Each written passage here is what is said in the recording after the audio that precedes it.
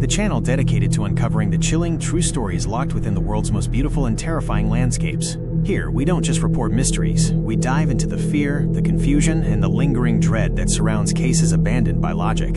If you're drawn to the inexplicable and the truly unsettling, hit that like button and subscribe right now to join our journey into the unknown. Tonight, we begin in 1969, in the idyllic sunlight of the Great Smoky Mountains. 6-year-old Dennis Martin was enjoying a Father's Day hike in the quiet meadow of Spence Field.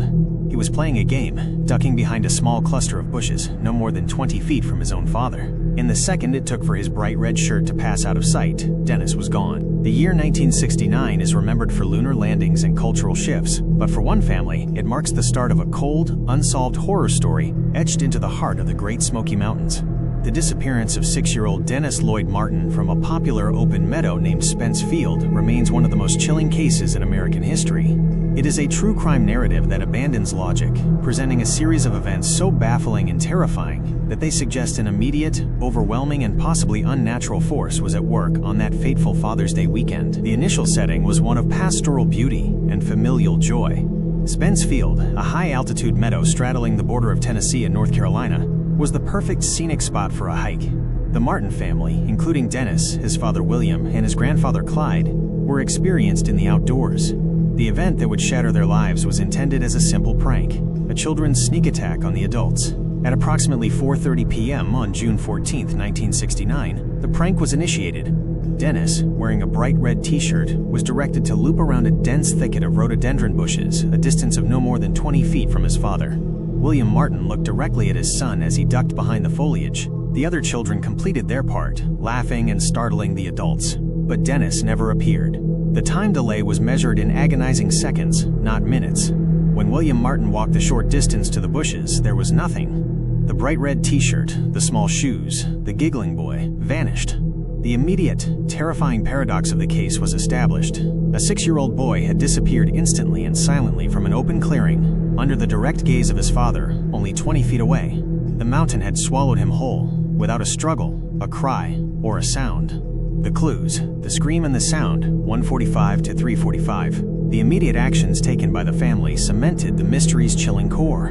Dennis's father, a strong man, frantically searched the tight perimeter himself, knowing a child could not have covered significant ground so quickly. But the most terrifying piece of evidence came from Dennis's grandfather, Clyde Martin. As dusk fell on that first terrifying day, Clyde stood on the trail, straining to hear any sign of the boy. From a distant ridge known as Bluff Mountain, he heard an auditory clue so profoundly disturbing it shifted the case from a missing person report to a horror story.